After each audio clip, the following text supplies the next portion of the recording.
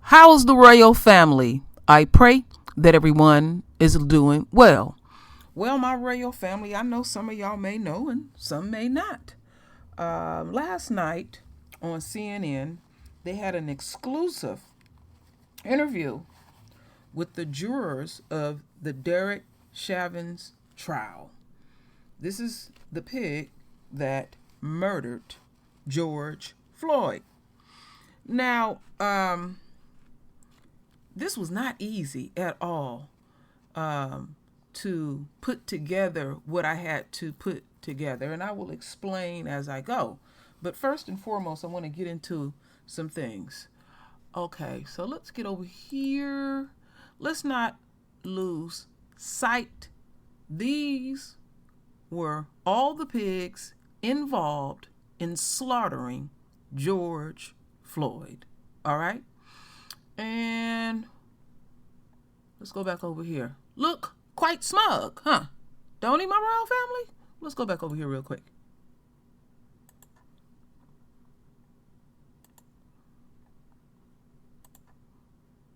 Don't look so smug. Truth serum has hit your ass. And people like him still think they got a way out. So I wanted to focus on the murderers, or the murderer, or the murderers, however y'all want to put it, of George Floyd. I'm purposely not going to show George Floyd. We will see bits and pieces of him on this journey. Now, one thing that I wanted to show y'all, because y'all now see some of the jurors, the makeup of them. And I'm not going to read which each one's occupation and all that kind of stuff like that, but I wanted to show y'all the full breakdown. So white males, 1, 2, let's see. So I see 2 white males. Check this out. White females, 1, 2, 3, 4, 5, 6. 6. These supposed to be a jury of your peers. Then, folks of color. I see 1 black woman. And then you get into mixed race. Mixed race 1, mixed race 2, and they're both women. So this jury is, when you look at it overall, is made up mainly of women. So how many women overall? 1, 2, 3, 4, 5, 6, 7, 8. Okay, 9. Okay, 9. Then when you get into the males overall, 1, 2, 3, 4, 5. 5. Let's not forget there are 2 alternates in this. All right, so let's not lose sight of that. So I wanted to show the royal family the makeup of the so-called jury of his peers. So when you take it overall, you got, when you just say white people in general, you have 1, 2, 3, 4, 5, 6, 7, 8. So that's 8 of them. Check that out. Now, when you get into mixed race, that could be anybody. We don't know who that may be. And they can be funny, you know. And then you look at the age of these folks, too, as well. Now, we all know, my royal family, we often talk about the first teacher of the child. And the white woman has been exclusively been able, damn near, to be up in our community, teach our royal babies, you know, basically screw them over. So now we got this whole makeup. Now, this journey that I'm going to take y'all on, because I don't have anything to read, is videos. And so once the interview was over, I was earnestly trying to find the full exclusive interview all in one. Couldn't find it. I had to piece it together. And the most key component of this exclusive interview, I had to, like I said, piece this thing together, and I will point it out. So I rarely give up, and I almost gave up because I was getting pissed because they had only showed 10 minutes of. And I said, nah, there's some more juiciness up in this joint. And so I said, let me check Don Lemon's Twitter. And so now I have everything in its entirety. This is the first time I can see the importance of having a blogger that is dedicated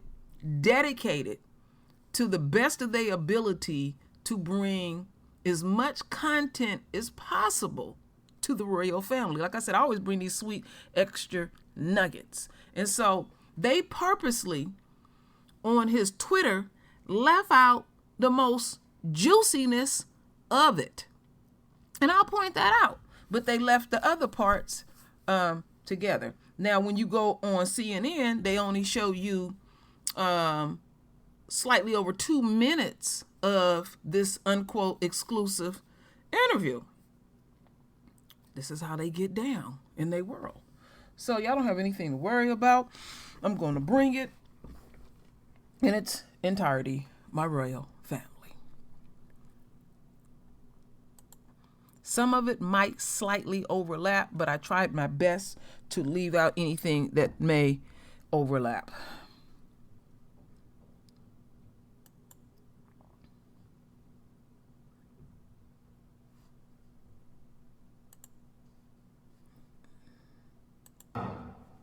In a remarkable CNN exclusive, CNN's Don Lemon sits down with members of the jury that convicted former Minneapolis police officer Derek Chauvin for the murder of George Floyd. This was about, obviously the death of a man, but I'm sure you knew the whole racial aspect of it. You're very diverse, and nobody was afraid to share their feelings on that? Not at all.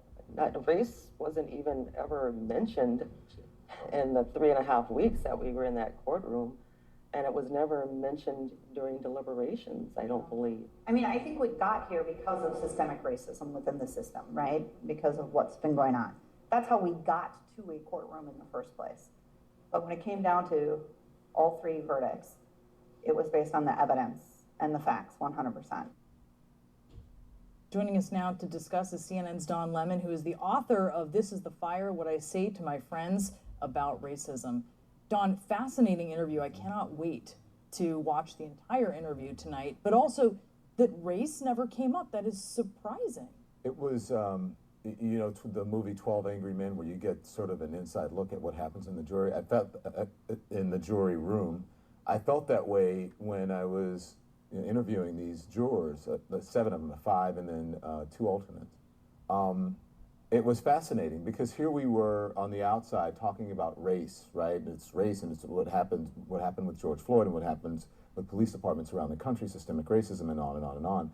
And that really never really came up. I think most of the jurors obviously know the history of the country and the times that we're living in. They picked the right jury, Brianna and John, because they stuck to the facts.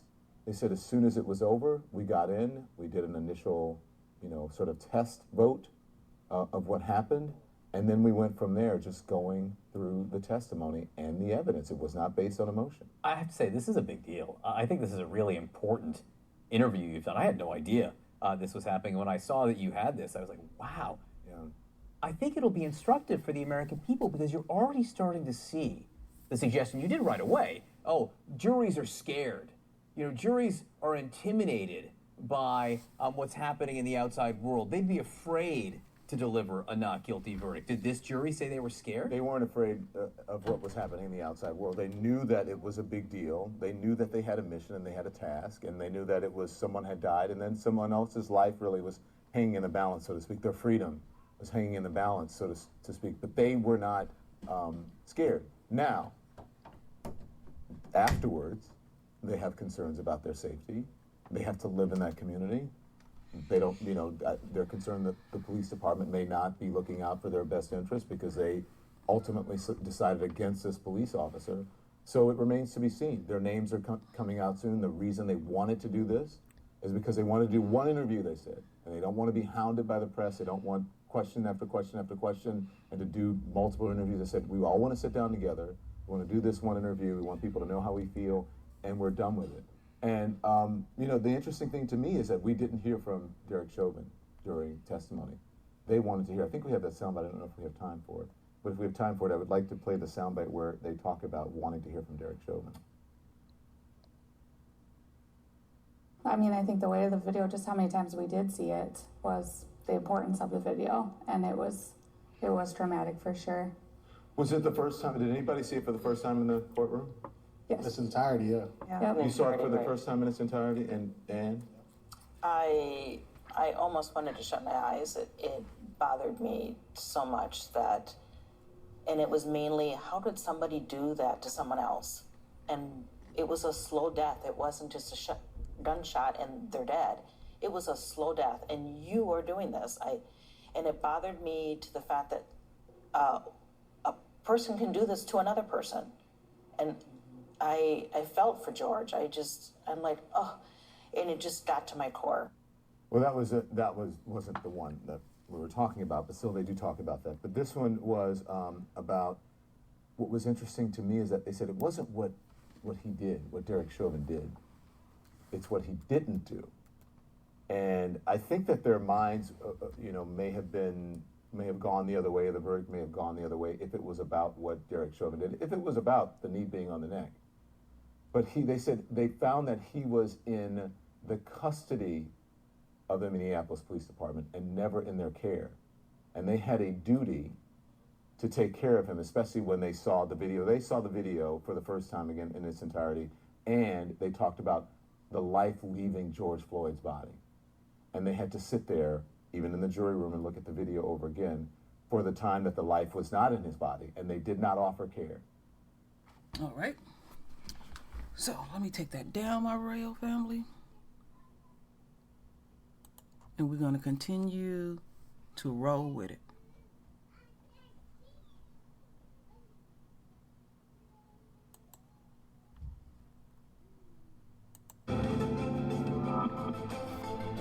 The crowds are gone, but there are reminders everywhere, not the least of which is the place where it happened. Right here, first a makeshift memorial, now a permanent one, George Floyd Square. I can't breathe. It was the video that horrified the country. And one of the most important trials we've ever seen. Count 1, unintentional second-degree murder, guilty. Count 2, third-degree murder, guilty. Count 3, second-degree manslaughter, guilty. Tonight, the jurors in the trial of Derek Chauvin are speaking out. I think there's a lot of misconceptions out there. They tell me what it was like deciding a case that sparked protests and outrage around the world. How could somebody do that to someone else? I just still can't wrap my mind around how a $20 counterfeit bill ended up in George Floyd's death. This took a toll on you. I can see that video playing in my mind right now. I mean, you want to turn away, you want to look at a wall, you want to look anywhere else, really. Even when you look away, you still hear it. You still hear him crying and moaning. It's something I will never forget, no matter how much therapy I've already done. And it just hurt. Just hurt my whole soul, my whole body. A Don Lemon Tonight exclusive, inside the jury room. It was kind of tough to get you guys to do this. You were concerned about your safety and your privacy, and I understand why. But what do you want people to get out of this? What do you want people to get out of this? I want people to understand that this was no easy task for us. I felt like it was my civic duty to step forward and represent. And a lot of people have different opinions about the verdict and about the whole process, but it wasn't an easy task. We took this very seriously. I just want the truth out. People are talking and saying stuff out there which are not true. people are saying that we were pressured to give that verdict that day. Like, there was a pressure on us to convict, so, which was not true, you know. We went through everything, evidence, fact, and everything before we make a decision. I think there's a lot of misconceptions out there about, yeah, how could we have not known what was happening outside of the deliberation room or the courtroom even, because a lot of stuff was happening while we were in court. And, you know, we didn't. I think people need to know that due diligence was done and taken very seriously. And we really took this very seriously. Each day we came in, we all were focused and locked in. And during the deliberations, we were all very attentive and all kind of on the same page in terms of this is something that we need to do. So let's go back. Let's go to the jury room and to the deliberations. You have copious notes. Yeah, I mean, so here are my notes. Wow. These are my notes from the trial. So it's four of the big, and then this whole small one too. So the first thing we did was, one, we took off our masks, and then we exchanged names. Well, we made sure everybody was comfortable with that, right? So made sure everyone was comfortable with taking off their masks, and then made sure everybody was comfortable sharing names. I think some of us felt a little bit eager because we had been holding all this in for 3.5 weeks. Mm-hmm. So we felt eager to kind of finally be able to get our thoughts out. So how did you guys approach it? Did you take a vote right away? Yes. You did? Yes. Tell me about that. We all voted right away just to kind of get a stance of where we were all at. And of course, we weren't all together. So that knew we had to take each step little by little. And we voted many times throughout the whole process. So the first vote you took, was it, or any of them, were they anonymous? Did you do it by note, or did you? It was all anonymous. They were We just filled out a piece of paper and. You had no idea? Nope. So you had no idea. And so what was that first Little vote? pieces of paper like this. Yeah. And then I kept track, and so then when we voted, I wasn't the foreperson, but I kept track of the yeses, or the guilties, the not guilties, and the undecided. And the first one, which we all agreed to discuss, was the manslaughter charge. And That was the first vote you took, That was was the manslaughter. first You didn't vote. take an overall on everything. You did the manslaughter we did first. the manslaughter first. That was 100% guilty. The first one. But then, and it was kind of like, oh, wow, how did that happen? Okay, let's go to the next one. But there was a couple of us that played devil's advocate. I know Sheree was one of them with me. And we said, no, let's talk about what the defense is saying, though, as the opposite argument. Let's make sure we can rule out the reasons why it's not manslaughter from the defense side of things. So Jody actually, we got a whiteboard, and Jody went up and she started writing all of the defense arguments on the whiteboard. And then we discussed every one of those. Why was it important for you for devil's advocate? Because did you want to make sure? Why? I absolutely wanted to make sure that everyone was on the same page. I wanted to make sure that everyone was comfortable. I wanted to make sure that we were doing due diligence and that we actually understood what our task was. There was no room for error at all. Okay. Now, this particular one that I just played will overlap. And what they did, my Royal family, was they purposely left certain things out. That's why I was saying this was not an easy, and then I was astounded that they had put so-called the entire interview on Twitter. But what I'm getting ready to play, let me take this down, is they left 10 minutes and 24 seconds of it out, and this will overlap, but then, it was a cliffhanger. So that cliffhanger was not even on Twitter. And I knew that this portion was around, but people want to get the full. Like I said, I do videos the way I want to see them. So here we go, my Royal family.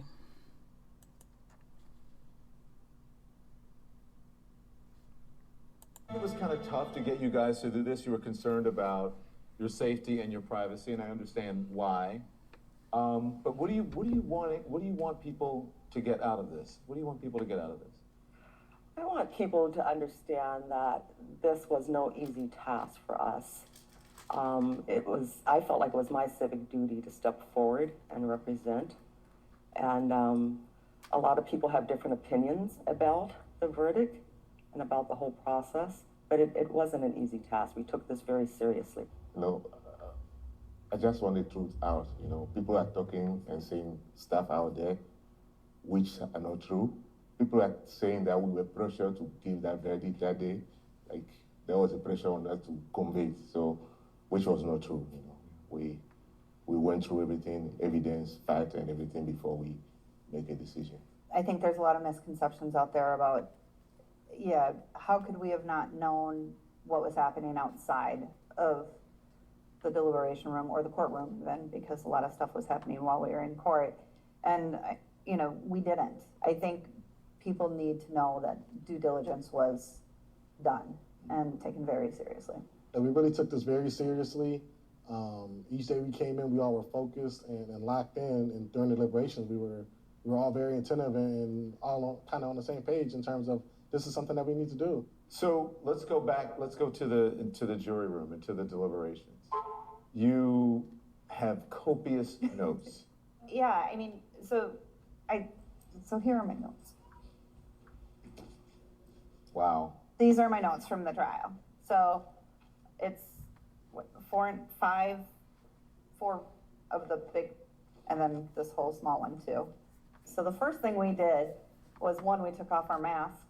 And then we exchanged names. Well, we made sure everybody was comfortable with that, right? So made sure everyone was comfortable with taking off their masks, and then made sure everybody was comfortable sharing names. I think some of us felt a little bit eager because we had been holding all this in for 3.5 weeks. Yeah. So it feels something we felt eager to kind of finally be able to get our thoughts out. So how did you guys approach it? Did you take a vote right away? Yes. You did?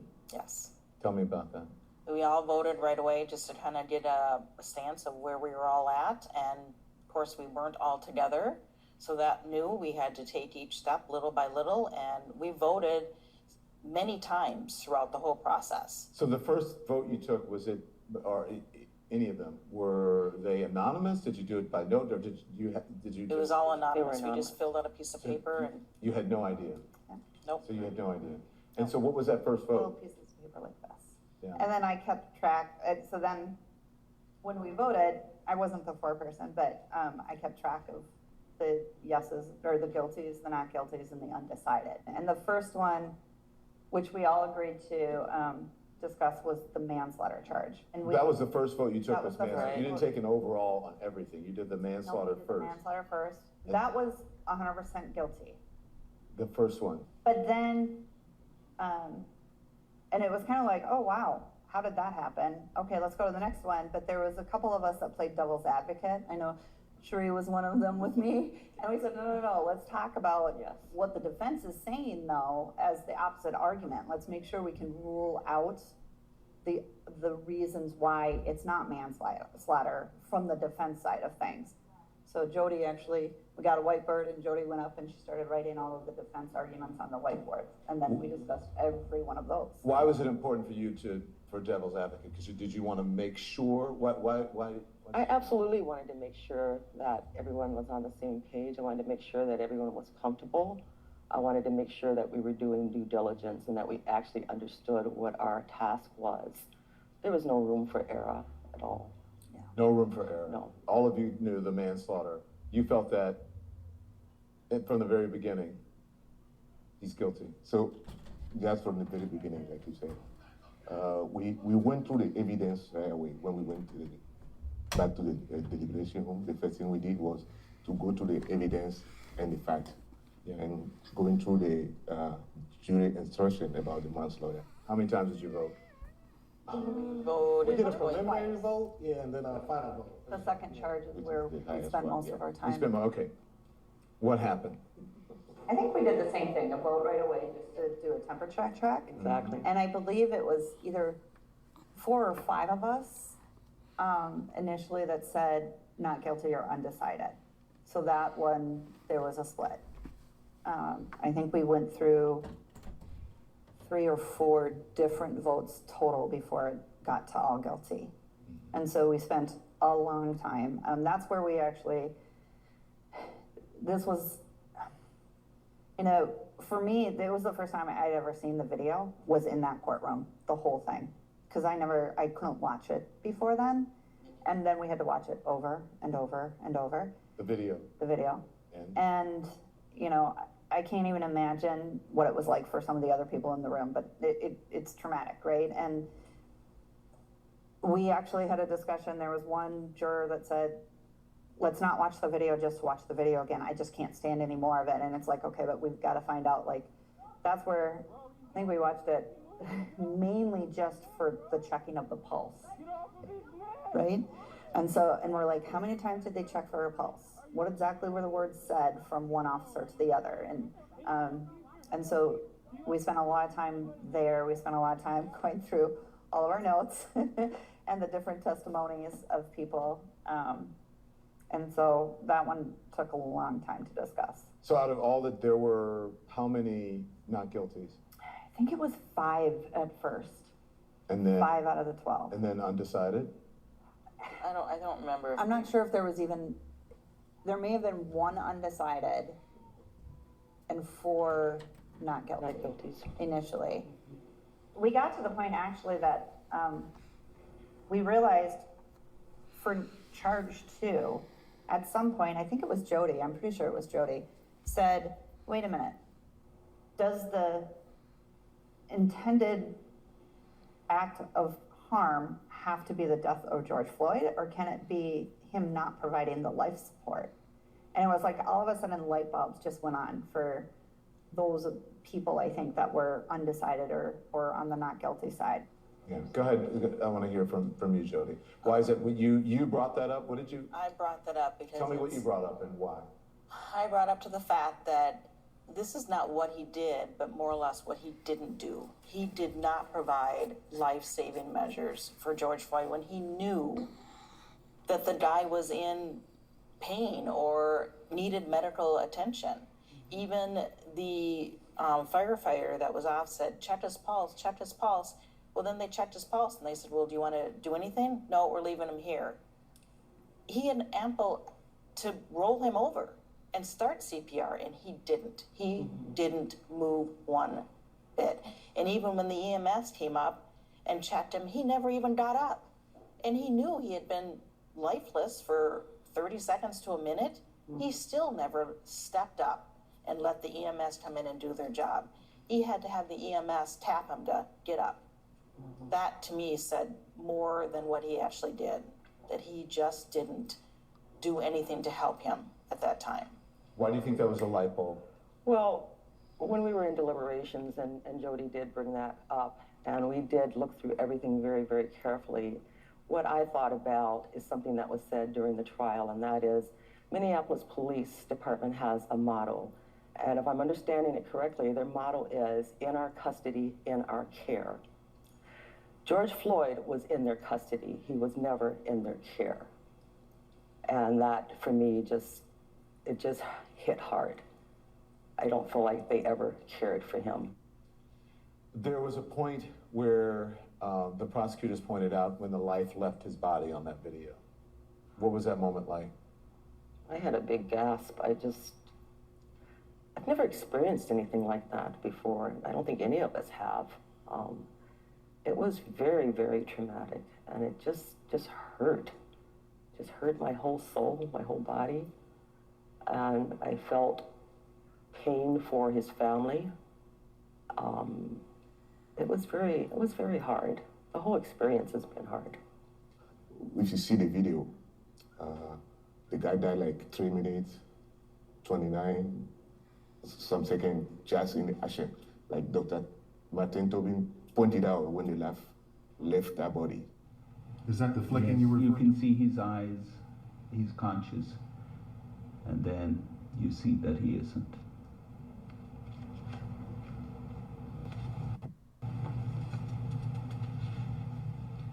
That's the moment the life goes out of his body. Right. It was just like 3 minutes after the encounter. Now, we go through the whole evidence. He was trained to render first aid. We see all that in the record. It was in the court that he have to provide first aid. You have to render aid. He didn't do it. He didn't do it He didn't at do that time, yeah. All right, my royal family. That's why it's very important to get the entirety of everything. The media, one thing that I have learned about the media, they are very deceitful, very deceitful. So we have one more video, and we're going back to Twitter. I'll take this one down. And this is a little over 6 minutes. How much of a role did the videotape, because the videotape is on all the time, right? You said the 9 minutes and 29 seconds. Yes. That's how it got to be such a big story worldwide, is because of that videotape. How much of a role did it play, Cherie, in this for the jurors? It played a huge role. The camera doesn't lie. And it was in slow motion at times while we were sitting there in court. So we could see every aspect of it, and we saw different angles from different cameras. There was cameras on that street, you know, monitoring traffic and crime and things like that. So it was hard. It played a huge role, though. It truly did. I mean, we know that there's police shootings happening all the time across this country. And I would probably guess that a majority of them are founded, you know, and the appropriate action, but we also know there's a lot that aren't. And we don't have those videos. We don't have those cameras rolling to show it. And I think, you know, in some of the other cases we've seen over the last few years, nothing happens to the officers, or there's not a trial like this. So I think without those bystander videos, something would have happened, but it wouldn't have been at this level. I don't believe. Lisa, I see you shaking your head back there. What do you think? I agree. Without Miss Frazier's video, I don't think we'd be sitting here today, to be honest with you. It wouldn't have grabbed worldwide attention. Pictures and videos speak 1,000 words. We could all see for ourselves that it wasn't the right thing that Mr. Chauvin did, so action needed to be taken. You know, I can feel you guys, right? This is, you know, you have this camaraderie, you have this connection that you will have forever. But also I feel weight. This took a toll on you, didn't it? Lisa, did it? And I wonder how much watching that video over and over, how much that had to seep into your spirit. Right, I originally saw it on the news, like maybe 2 or 3 minutes of it. I didn't see it in its entirety until I was in court. And seeing it day after day after day did wear on me. I mean, so much so sometimes I went home and just went in my room, shut the door, and just went to bed for the rest of the day. It was exhausting. Why is that? Talk to me about that. It was just emotional, and to see somebody go through what Mr. Floyd went through when it could have been prevented. I just still can't wrap my mind around how a $20 counterfeit bill ended up in George Floyd's death. I mean, how is that even possible? It's surreal to me. Did it weigh on you? Did it weigh on you, Nicole? Absolutely, yes. Talk to me about it. How so? A lot seeing it. I mean, I think the way of the video, just how many times we did see it, was the importance of the video, and it was traumatic for sure. Was it the first time? Did anybody see it for the first time in the courtroom? Yes. Its entirety, yeah. Yep. You saw it for the first time in its entirety, and I almost wanted to shut my eyes. It bothered me so much that, and it was mainly, how did somebody do that to someone else? And it was a slow death. It wasn't just a gunshot and they're dead. It was a slow death, and you are doing this. And it bothered me to the fact that a person can do this to another person. And I felt for George. I'm like, oh, and it just got to my core. It just, when I first saw it, I think I watched maybe 2 seconds of it on the video, on the news. I had to walk away. It bothered me so much that someone could do that to somebody. did you take it home with you at night? Oh yes, very, very much so. I was very withdrawn, didn't talk much to my family, just leave me alone, let me be by myself, process it. And I think it still to this day is having effects on me. You know, it was the first time I had seen the video in its entirety as well.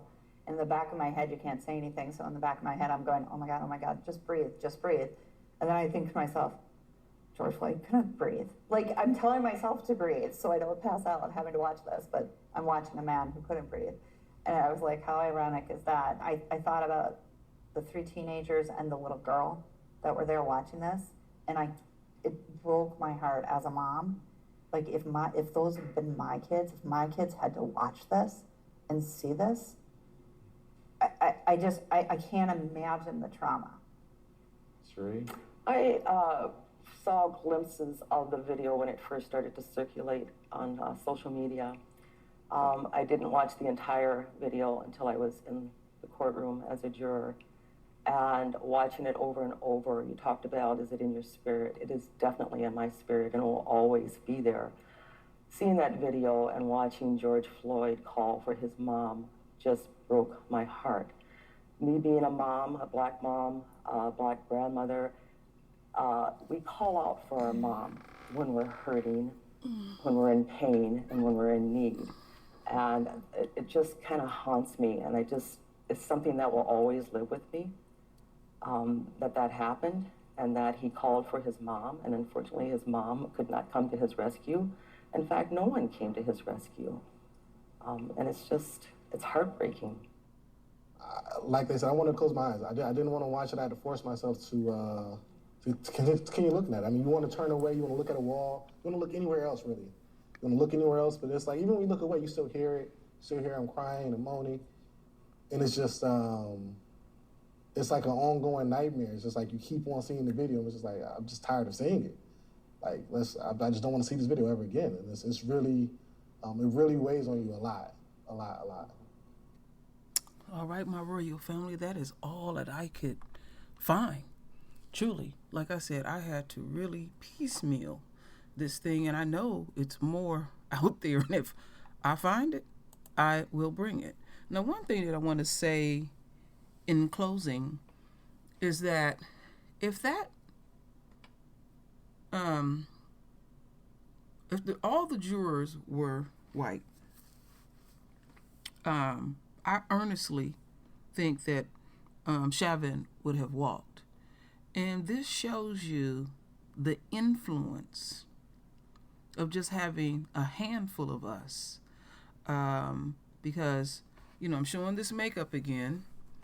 And the sister was only, let's make sure we look again, because I don't want to lose sight. Because they had 2 black males. And, one black woman. And, let's see. I think her name was Cherie, grandmother of 2 who has an undergraduate degree in childhood psychology and volunteers with what she described as underserved kids. She retired for about 5 years ago from a marketing job with a financial institution, and everything. One black woman. I felt like she was the one that brought compassion, and I'm not saying the brothers didn't either, because even the brother, because we already heard the first brother, but the brother in the back, he had compassion too as well. But they don't like us giving our opinions about things because we bring something more. We bring humanity. We bring compassion. Because I felt like the white lady who took tons of notes, I think if it was more of her own folk there, or all of her own folk there, that she would have voted guilty. I earnestly do, based on some statements and energy that I felt. But with us being in there, it's Hebrews in there. There are earth angels in there. We bring something. And what we bring is a very, very big component it could just be one of us that have that much influence on the enemy, you know. And also there were some enemy supporters too as well. But, you know, this was really, really hard. That's why I said I was going to make a point is showing George Floyd as little as possible. And we seen what we said, and I still had to turn away. Let's not lose sight that about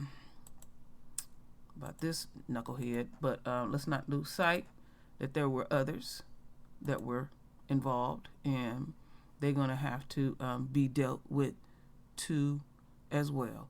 So my royal family, like I said, I know that there is more out there. That was all I could find. And like I said, I'm a person, I don't give up real easy. I will dig and dig because I'm serving the royal family. And I want y'all to get as much as you can, because some of y'all don't watch no TV. So I got some folks say they depend on us bloggers to bring what we bring, and they just, you know, they just on their computers. And I understand, because I'm a person that really don't like watching TV or even watching the news, but because I'm a blogger, I do have to check in on the news in many different forms and everything else. So it is what it is, my royal family. So what I need you to do is to render your voice with your beautiful divine words. And as always, my royal family, I thank you for your love. I thank you for your support. And with that said, Ashe.